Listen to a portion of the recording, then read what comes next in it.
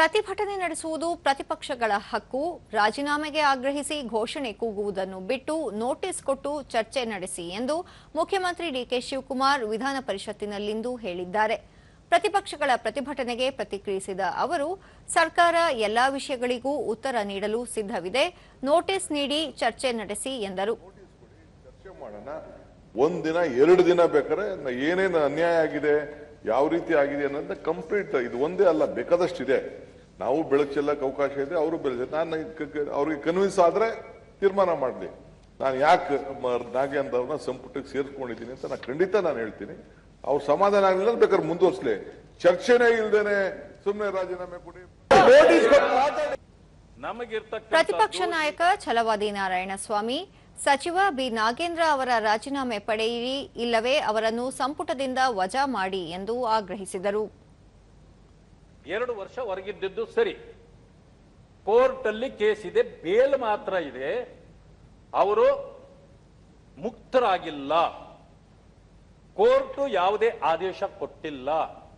Court ಇಂದ ಏನಾದ್ರೂ ಆದೇಶ ಬಂದಿದ್ರೆ ಒಪ್ಪೋಣ.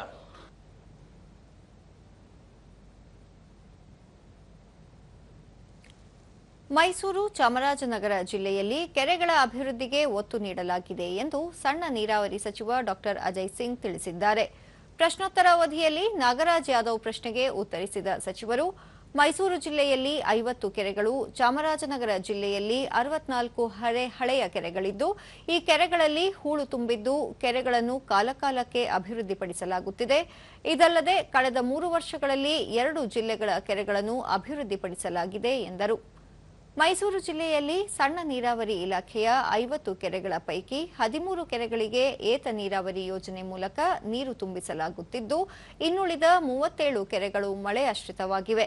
ಚಾಮರಾಜನಗರ ಜಿಲ್ಲೆಯಲ್ಲಿ 19 ಕೆರೆಗಳಿಗೆ ಕಾವೇರಿ ನೀರಾವರಿ ನಿಗಮದಿಂದ ಏತ ನೀರಾವರಿ ಮೂಲಕ ನೀರು ತುಂಬಿಸುತ್ತಿದ್ದು, 45 ಕೆರೆಗಳು ಮಳೆಯಾಶ್ರಿತ ಕೆರೆಗಳಾಗಿವೆ ಎಂದು ಹೇಳಿದರು.